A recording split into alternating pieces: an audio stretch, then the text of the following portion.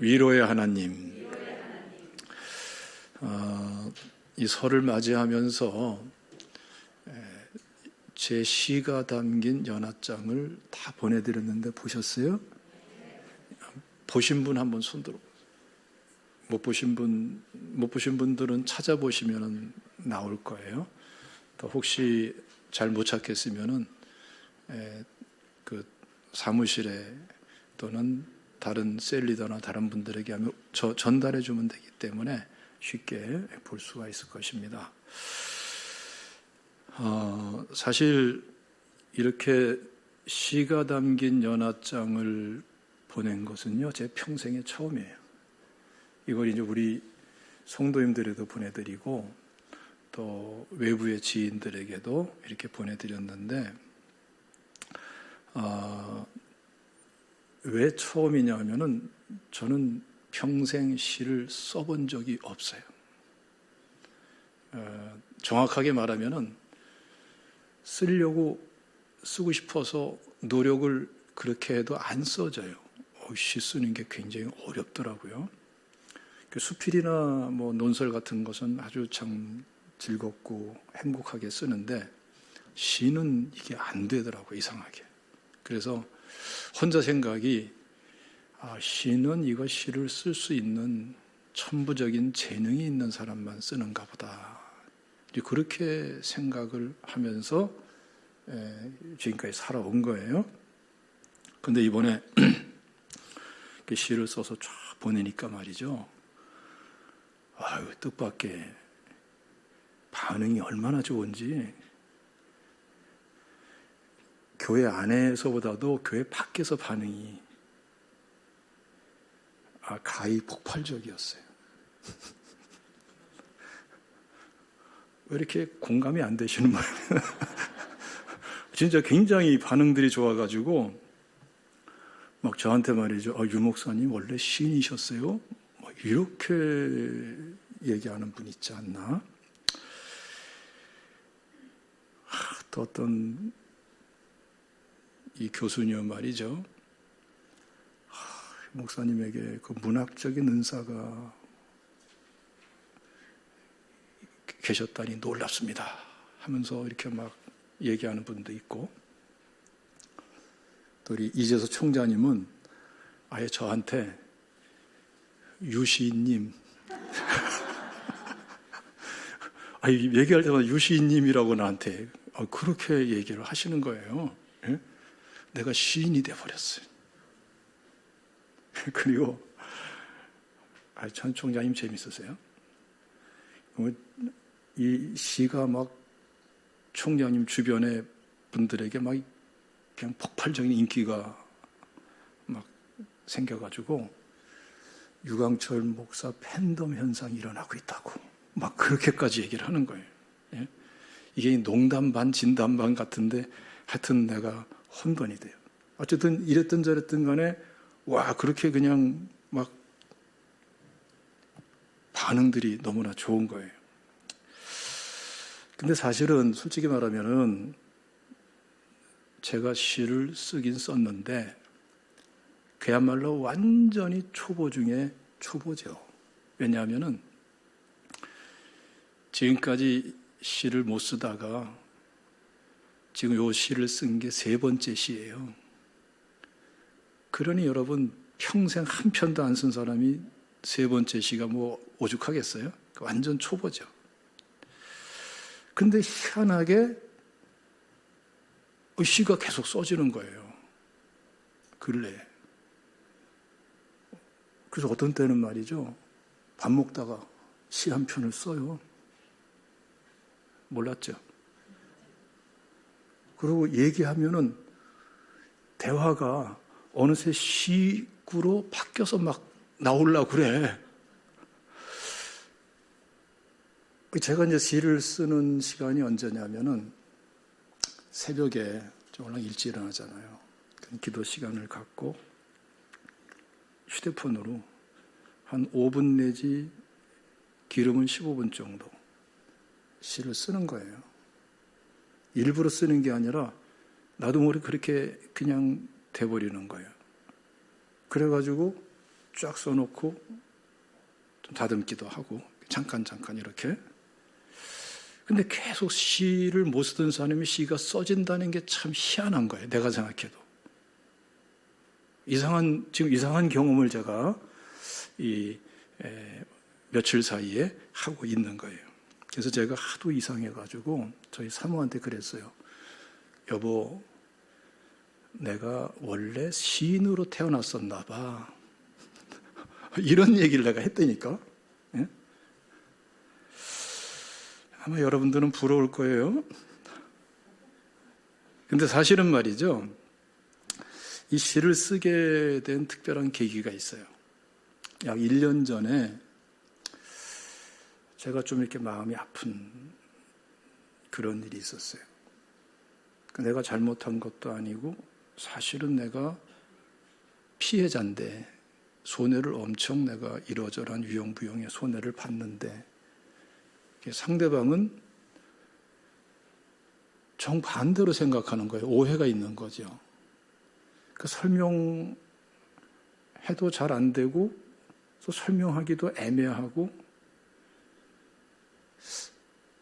좀 그런 상황이 됐는데 참 마음이 아프더라고요. 오랫동안 함께했던 분인데 그래서 그것을 기도하면서 그저 글을 썼어요. 그 마음을 담아서 하나님 은혜 주시는 대로 쓰고 보니까 이제 문학의 장르로 말하면 시가 된 거예요. 근데 희한하게 그때부터 그러고 잊어먹었는데 시가 됐네 하고 끝나버렸는데 어느 날 차 타고 막 가다가 신호 기다리면서 시가 하나 써지는 거예요. 그리고 이제 이번에 3번째 시를 쓴 거예요.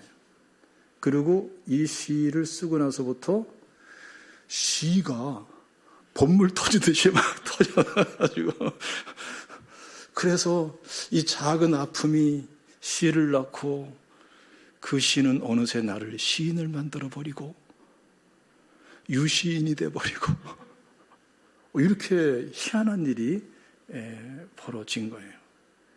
이게 도대체 왜 그럴까? 이런 생각을 제가 좀 여러 가지 면에서 하는 건데 여기에 이제 오늘 본문과 관련된 하나님의 은혜가 있는 거예요.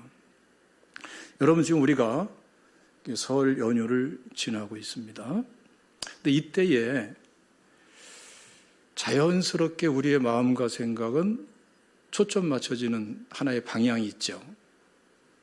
가족들, 친지들, 그리고 어릴 때 또 지난 시간에 함께 생활했던 그 사람들, 그 환경, 그 동네. 그 모든 것이 다 모아져서 하나의 마음의 고향처럼 돼버리는 거예요. 그래서 이 설이라는 이 절기가 참 의미가 있고 중요한 게 연휴라서 의미가 있는 게 아니라 우리는 동심을 회복하고 마음의 고향을 한번 마음으로라도 찾아보고 만나본다는 것. 이게 굉장히 중요한 의미가 있는 거예요. 근데 그 마음의 고향이라고 놓고 볼 때에 그 중에서도 진짜 중요한 내용들이 있어요. 핵심 내용들이죠. 그 중에 하나가 뭐냐 하면은 위로의 개념입니다. 위로. 여러 사람들을 떠올릴 수가 있습니다만은 또 여러 상황과 정황들을 떠올릴 수가 있습니다만은 그 중에서도 어떤 형태든지 간에 뭔가 위로로서 다가왔던 것은 그 마음의 고향에 담겨 있는 더 핵심적인 내용이고 언제라도 마음속에 큰 용기를 주고 격려를 주고 마음의 동기를 또 딛고 일어설 수 있는 힘까지도 주는 그러한 아주 중요한 역할을 하는 거예요. 근데 여러분 우리가 2023년도 설 연휴 속에서 우리가 돌이켜보면은 지난 시간은 오늘에 있어서의 마음의 고향이지만 조금 지나갈수록 어떻죠? 오늘 2023년도에 설 맞이하는 우리들, 이 시간, 지금 만나는 사람들, 지금 맞이하고 있는 일들, 이 모든 것들이 또 하나의 마음의 고향 역할을 하게 돼요. 그리고 여기서 여전히 중요한 것은 뭐냐 하면은 서로에 대해서 위로와 격려를 나눈다는 것이 핵심적인 이 코드처럼 되는 거라고요. 그래서 진짜 우리는 무엇을 나누고 무엇을 이루어가야 될 것인가 생각하면은 우리 흔히 그런 말 하지 않습니까? 추억 만들기. 근데 저는 단 한 번도 추억 만들기를 해본 적이 없어요. 왜냐하면은 좀 인위적인 것 같고 인위적인 추억 만들기는 그건 추억이라고 하기엔 좀 아쉽다라는 그런 느낌이 있기 때문에 그렇습니다. 자연스러운 생활 속에서 추억은 당연하게 이루어지게 되고 쌓이게 되는 것이죠. 단지 거기서 핵심적인 그리고 본질적인 것이 뭐냐? 그 다양한 관계와 상황 속에서 뭔가 조금이라도 위로가 되어줬고 격려가 되어줬고 위로를 받았고 격려를 받았던 그 순간순간들이 사실은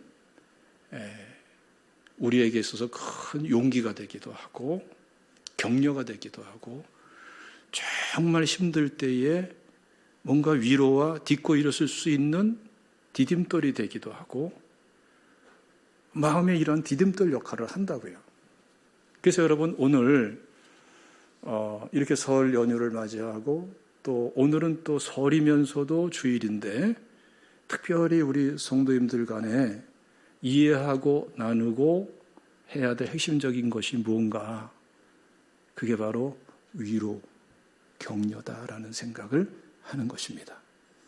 여러분들 정말 진정한 의미의 마음의 고향을 계속해서 구축해가고 이루어가기를 원하신다면은 위로를 나누세요. 격려를 나누세요.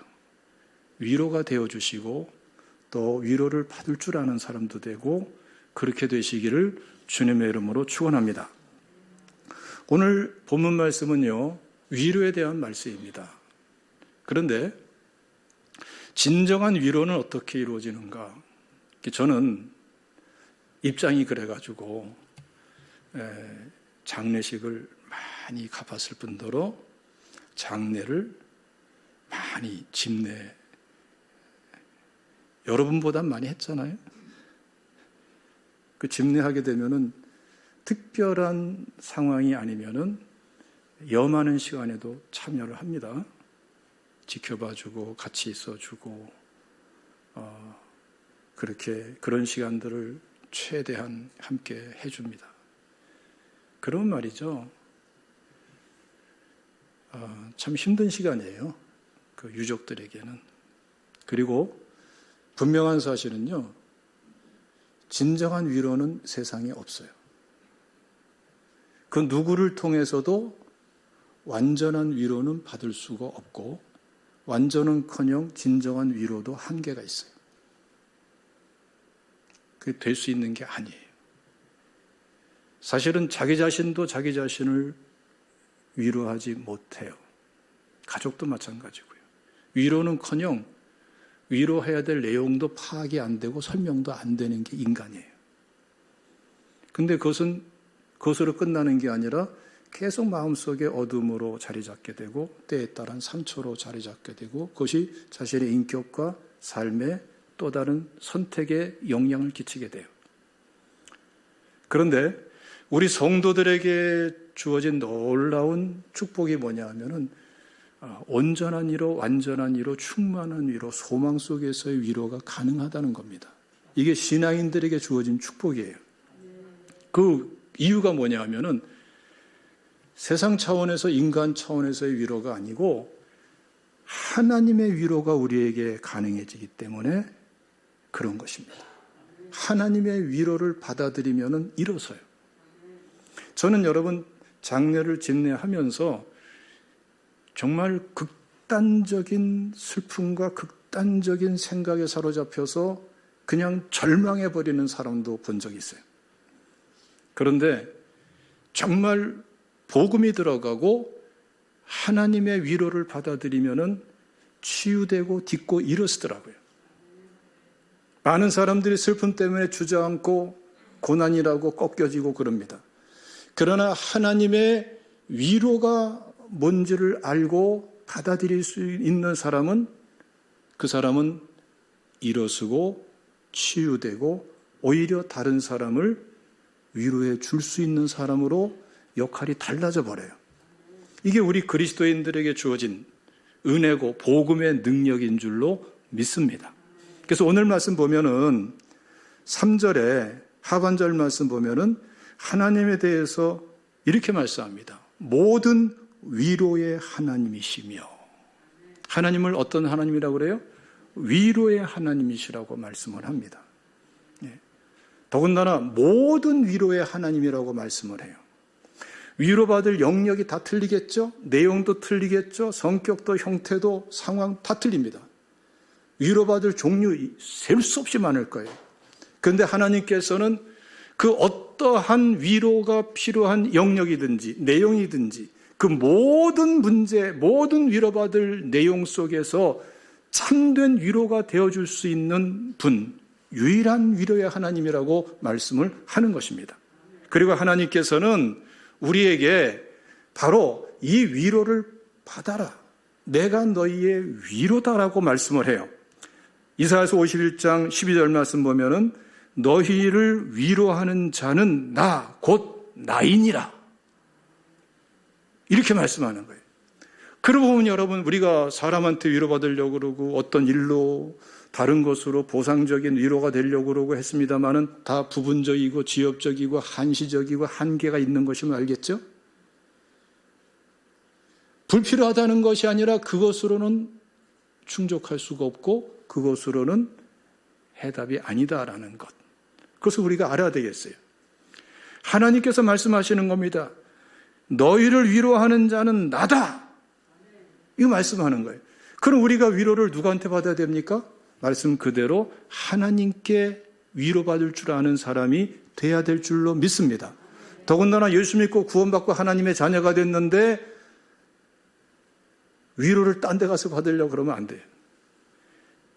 우리를 창조하고 구원하시고 하나님의 자녀를 삼으시고 위로할 자가 나다고 선포하시는 위로의 하나님께 위로받을 줄 아는 사람이 돼야 될 줄로 믿습니다. 할렐루야. 이게 우리 신앙생활이에요. 예. 복잡하게 무슨 공식을 따라서 무슨 뭐 수수께끼 풀듯이 그렇게 하는 게 아닙니다. 자연스럽게 우리 자신을 내어놓으면 돼요. 우리는 이미 구원받고 하나님의 자녀라는 정체성이 있고 하나님의 자녀로서의 그 특권이 영광이 있고 자녀이면 상속자 곧 그리스도와 함께 상속자의 은혜가 있는 거예요. 이미 하나님께서는 우리를 사랑하시고 독생자 보혈의 은혜를 허락해 주셨고 우리에게 지금도 은혜를 베풀고 계십니다. 그렇기 때문에 나의 고난의 영역, 힘겨운 영역, 답답하고 좌절할 수 있고 마음 상하고 비틀거리게 만드는 그런 것들을 그대로 하나님의 사랑을, 은혜를 의지하고 펼쳐놓으시면 돼요. 신앙생활 힘들게 하는 거는 그 이상한 경우가 많아요. 복음으로 돌아가면 신앙생활은 자연스럽고 쉬운 거예요. 하나님 앞에 솔직하게 내 모습 그대로, 나의 부족한 그대로, 나의 아픔 그대로 펼쳐놓으면 돼요. 그리고 뭘 하려고 하는 게 아니라 하려고 하는 거 힘들어요. 그리고 우리가 완전한 존재가 아니기 때문에 우리가 뭐 해서 하려고 하면서 뭘 갖다가 이루려고 그러면은 불안해져요. 믿음이 서지를 못해요. 우리가 하는 게 아니라 하나님이 하시는 거예요. 펼쳐놓고 하나님께 그냥 구하시면 돼요. 사실대로 말씀드리면 돼요. 내게 하나님께로부터 위로가 필요합니다. 하나님, 내가 이렇지 않습니까? 내 마음이 상했으면 상한 대로, 내가 곤비하면 곤비한 대로, 문제가 어려우면 어려운 대로, 복잡하면 복잡한 대로, 이해가 안 되면 이해가 안 되는 대로, 절망스러우면 절망스러운 대로, 벽이 부딪혀지면 벽 부딪힌 그대로 하나님 앞에 그대로 펼쳐놓고, 하나님, 내가 하나님의 자녀인데 지금 내가 너무나 마음이 아파요. 하나님의 위로가 필요해요. 격려가 필요해요. 그러니까 진솔하게 펼쳐놓고 하나님께 말씀드려보세요. 굉장히 거창하고 논리적이고 화려한 그런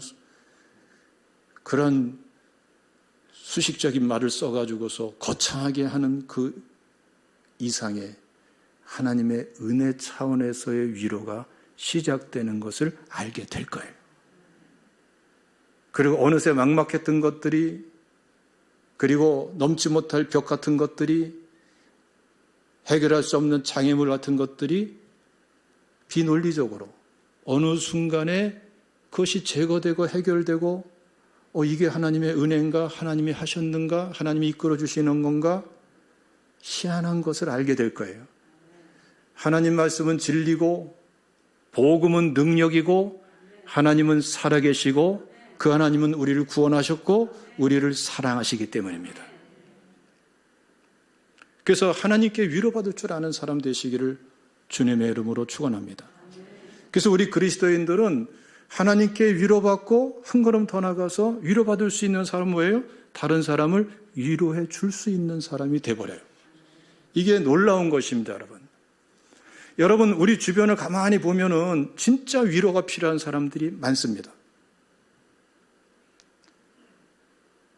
위로받아야 될 그런 내용들도 굉장히 다양하고요. 정말 상처투성이로 살아가는 사람들이 얼마나 많은지 몰라요. 그런데 그 위로가 필요한 사람들에 대한 태도가 딱 두 종류로 크게 나눠질 수가 있습니다. 하나는 뭐냐 하면은 그 사람들을 평가해요. 시험 봐요. 저울로 달아요. 판단해요. 저 사람 위로받을 자격이 있나? 계산해요. 위로해서 저 사람이 뭘 할까? 유익이 어떻게 될까? 판단하고 평가하면서 위로 문제를 생각하는 사람이 있어요. 또 한 종류의 사람들은 숫자는 많지 않아도 판단하지 않아요. 평가하지 않아요. 시험 보지 않는다고요. 저울질하지 않아요. 그 사람에게 위로가 필요하기 때문에 그대로 위로해요. 이거는 은혜 차원의 위로예요. 평가하는 것은 율법주의적인 은혜고 위로고, 그런 위로는 사실은 참된 위로, 해답이 되는 위로가 될 수가 없어요. 오히려 잘못하면 더 큰 상처가 되죠. 진정한 위로는 조건이 없는 거예요. 잘했고 못했고와 상관이 없어요. 옳고 그르고도 상관이 없어요. 계산 두들겨봐서 유익하고 유익하지 않고 두들겨보지도 않아요. 위로가 필요하기 때문에 위로해 주는 거예요. 이것은 어떤 위로일까요?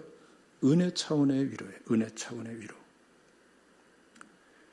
이러한 사람들이 지금도 교도소마다 문을 두드리고 죄수들을 만나고 있습니다. 이런 사람들이 지금도 병원, 병실을 방문하면서 괜히 쓸데없이 불필요한 눈치까지 보면서 가서 그들을 위해서 기도해주고 위로해주고 격려해주고 복음을 전하고 있습니다. 아니, 꼭 그렇게 특별한 상황이 아니더라도 생활 속에서 이런 사람들은 누구한테나 참된 위로자가 돼요. 시험 보고 판단하고 있지 않기 때문에. 그리고 이러한 은혜 차원에서 위로하는 사람은요, 누구한테나 큰 용기를 주고 격려가 되고 힘을 얻고 일어서게 만들어요. 이건 누가 할 수 있는 것입니까? 이거는 은혜 차원의 위로를 받아본 사람만이 할 수 있는 거예요. 부족했는데, 자격이 없었는데, 허물이 있었는데, 옳지 않았는데, 심지어는 잘못했는데, 그런데 나한테 이런 조건 넘어서 나한테 주어진 위로가 있다. 그래서 하나님의 위로, 하나님의 은혜 차원에서의 위로를 아는 사람들은 은혜 차원에서의 위로를 베풀 수 있고 위로를 나누면서 격려해 줄 수 있는 사람이 될 수가 있는 것입니다. 이 사람들이 누굴까요? 예수 믿고 구원받은 우리 성도들이에요. 여러분들입니다. 그래서 우리는 열심히 해야 될 일이 뭡니까? 지금 우리 삶 속에 주어져 있는 여러 가지 문제들 우연이라고 생각하지 마세요. 성경 단어의 우리말에도 우연이란 말은 있어요. 그렇지만 내용상으로 우연이란 개념은 성경에 없습니다. 성경적 개념이 아니에요. 하나님의 주권적인 섭리가 있는 거예요. 여기에도 뜻이 있고 저기도 뜻이 있어요. 내가 이해하지 못하고 내가 납득하지 못하는 나의 한계 때문에 그런 것이지, 내 인식의 한계 때문에, 이해의 한계 때문에, 내 불확실성 때문에 그런 것이고 능력이 부족함이 때문에 그런 것이지, 지혜와 지식이 부족하고 경험이 부족하고 이해력이 부족해서 그런 것이지, 하나님의 주권적인 섭리는 우리 모든 삶의 영역에 쫙 들여져 있는 것입니다. 여러분, 거기서 하나님의 위로를 받아들이세요. 하나님의 위로를 받을 줄 아는 사람이 돼야, 그것도 내 자격, 이걸 조건 따져서 위로하시는 하나님이 아니죠. 은혜 차원에서 위로하시는 그 하나님, 조건 없이 위로하시는 그 하나님의 은혜를 받아들일 줄 아는 사람, 그 위로를 받아들일 줄 아는 사람만이 그 은혜 차원의 위로로서 다른 사람을 위로하고 격려할 수 있어요. 이런 사람은 오뚜기처럼 자기를 세울 뿐더러 다른 사람도 오뚜기처럼 세울 수 있는 사람이 될 수 있는 줄로 믿습니다. 이런 사람이 진정으로 세우는 자예요. 세우는 자. 믿습니까?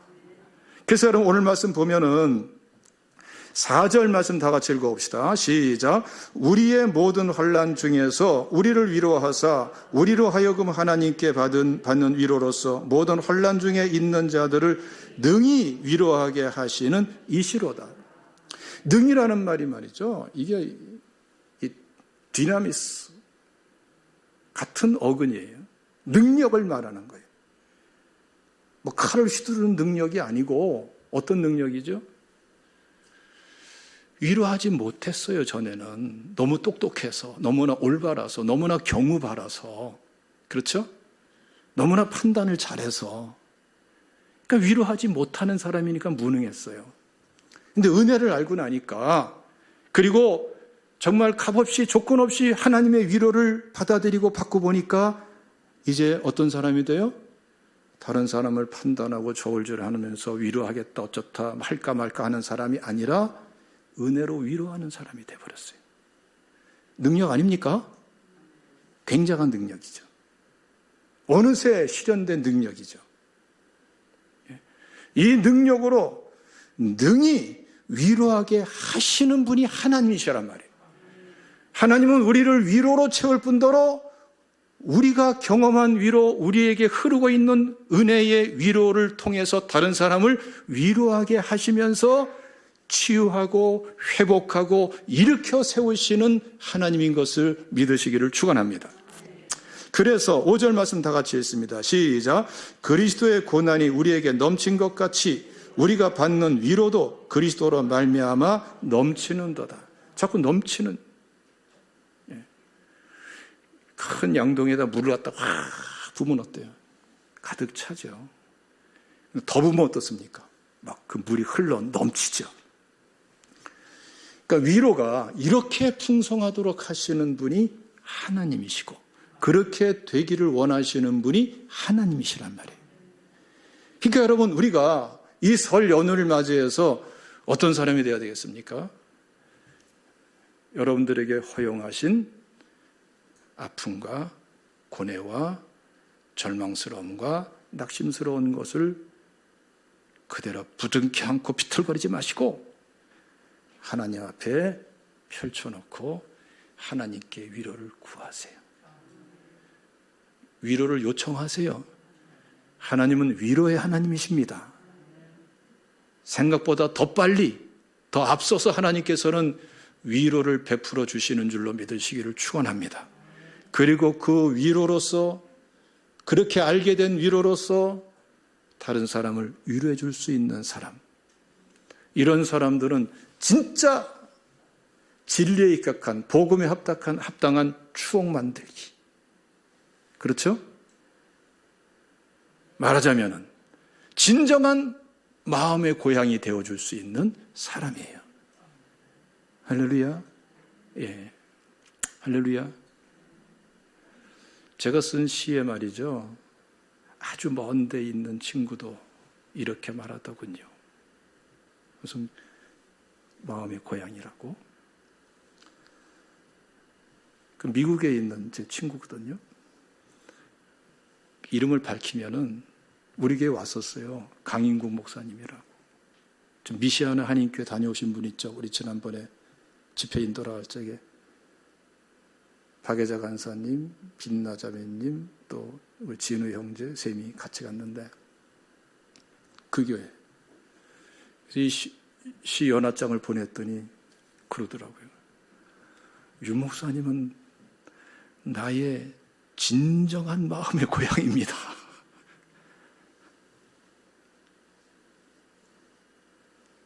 부럽죠? 아니 이런 걸 부러워할 줄 알아야 돼. 괜히 쓸데없는 거 부러워하지 말고. 여러분들 다 그렇게 되시기를 주님의 이름으로 축원합니다. 할렐루야. 예? 그래서 여러분 6절 말씀 다 같이 읽어보세요. 6절 말씀 시작. 우리가 환난 당하는 것도 너희가 위로와 구원을 받게 하려는 것이요 우리가 위로를 받는 것도 너희가 위로를 받게 하려는 것이니 이 위로가 너희 속에 역사하여 우리가 받는 것 같은 고난을 너희도 견디게 하느니라. 그러니까 여러분 참 중요한 거예요. 이 환난에 대해서 고난에 대해서 말합니다. 사도 바울이 직접 동역자들과 함께 겪은 고난이죠. 이 고난이 얼마나 컸는지 한번 읽어봅시다. 고린도후서 11장 말씀 23절 말씀부터 쭉 읽어보겠어요. 시작. 그들이 그리스도의 일꾼이냐 정신없는 말을 하거니와 나는 더욱 그러하도다.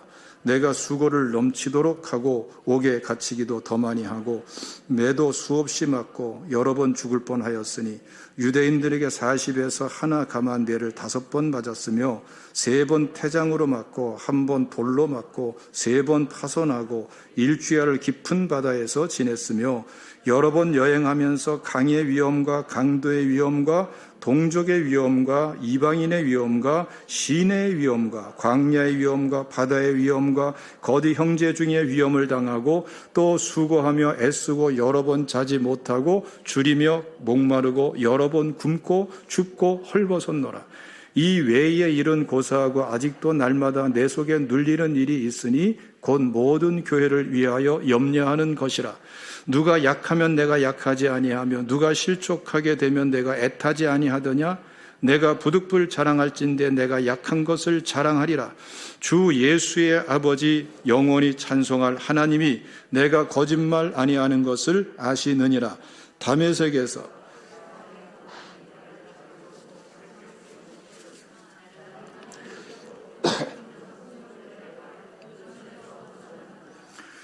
이 하나하나 내용들이 다 심상치 않은 정말 대단한 위기고 고난 속에서 겪었던 일들을 쫙 나열하는 거죠. 환난과 고난을 겪었어요. 그런데 그 다음에 12장부터 보면은 이 끔찍하고 극단적인 고난 속에서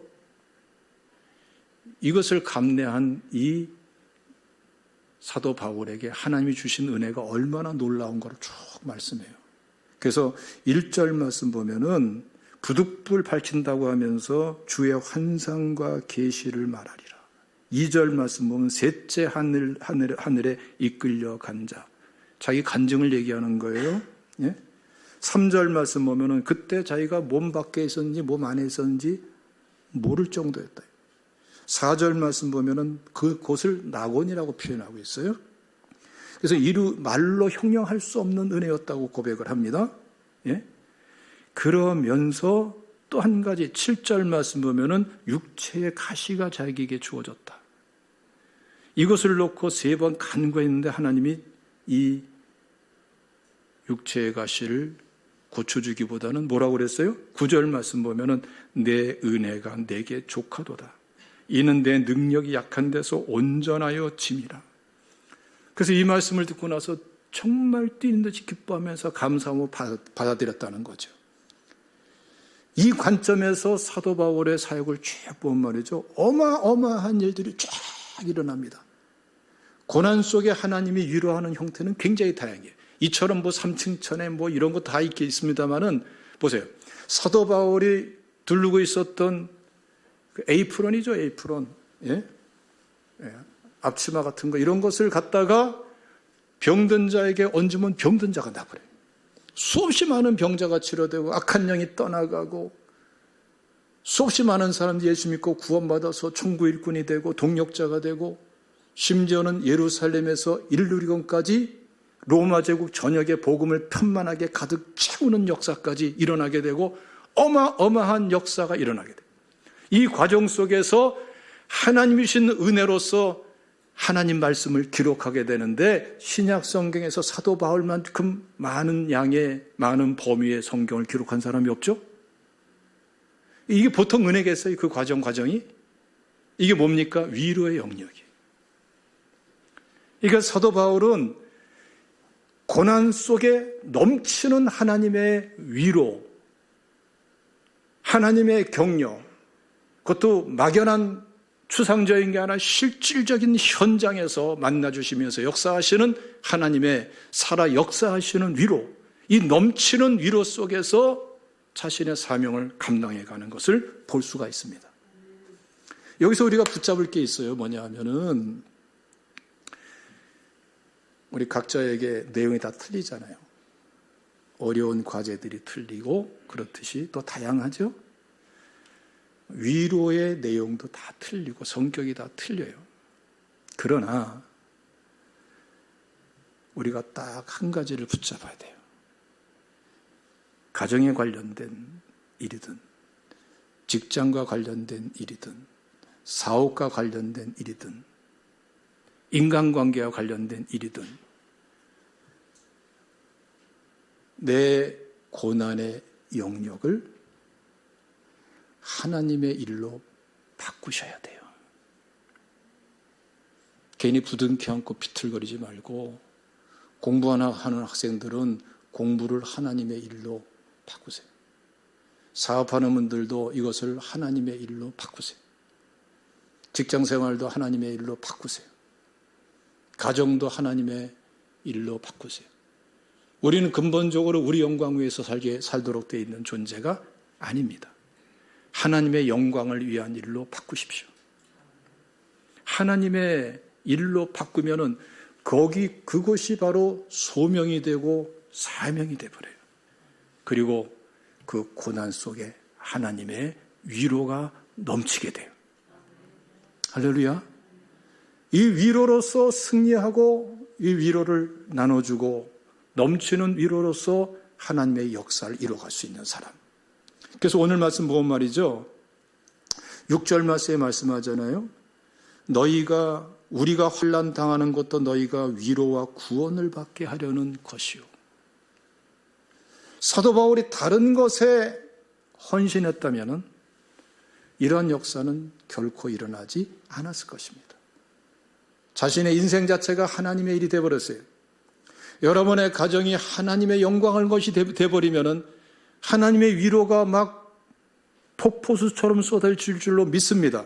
사업도 가정도 자녀도 공부도 다 마찬가지예요.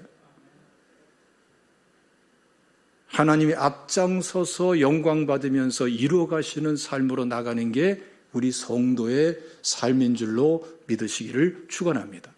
여러분 요셉을 보십시오.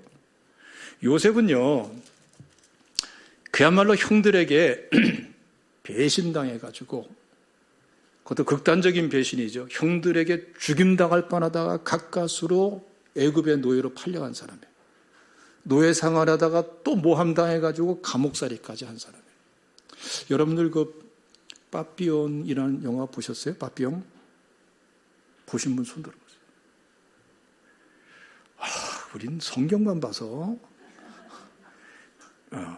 그 빠삐용 영화 보면은 그 빠삐용이 말이죠. 그 죄수로서 그 막 악에 받쳐 있을 때 눈동자 기억나세요? 막 이글거리고 막 짐승 눈처럼 돼가지고 쫙 노려보는 그 눈. 빠삐용 보신 분들, 안 보신 분들도 있으니까 배너 보시면 배너 보시면 이야, 하여튼 성경만 보네. 배너도 보면 말이죠. 진짜 친구에게 배신당한 거죠, 사실은. 그렇죠? 그래가지고 노예선에서 노를 짓는데 그냥 분노에 차가지고서 노려보는 그 이글이글 타는 짐승 같은 그 눈.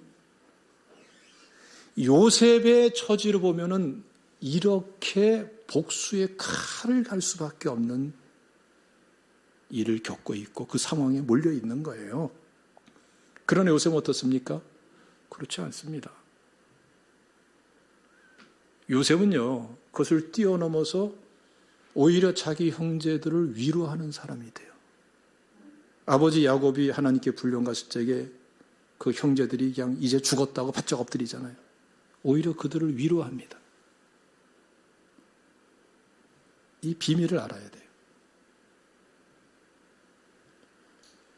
요셉은 이렇게 형들한테 배신당하고 팔려갔지만 정체성이 팔려간 자의 정체성이 아니에요. 오히려 하나님께 보냄받은 자의 정체성으로 달라져 버려요. 그래서 창세기 45장 말씀 보면은 5절에 중요한 말씀이 있죠. 한번 다 같이 읽어보겠습니다. 시작. 당신들이 나를 이곳에 팔았다고 해서 근심하지 마소서, 한탄하지 마소서. 하나님이 생명을 구원하시려고 나를 당신들보다 먼저 보내셨나이다. 8절도 시작. 그런즉 나를 이리로 보낸 이는 당신들이 아니요 하나님이시라. 됐어요. 분명히 팔려왔는데 형들은 팔았는데 하나님께서는 그 형들을 통해서 요셉을 보내셨다라고 재해석을 하는 거예요. 그래서 요셉의 정체성은, 보이는 정체성은 팔려온 자인데 내면의 정체성은 뭐예요? 하나님께 보내심을 받은 자예요. 소명자요, 사명자예요. 자, 근데 이게 왜 이렇게 됐는 줄 아십니까? 내가 사명을 회복해야지.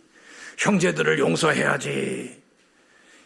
요셉이 겪는 일은 인격 수준으로 무슨 마음의 결심과 계획 수준으로 될 수 있는 게 아니라고요.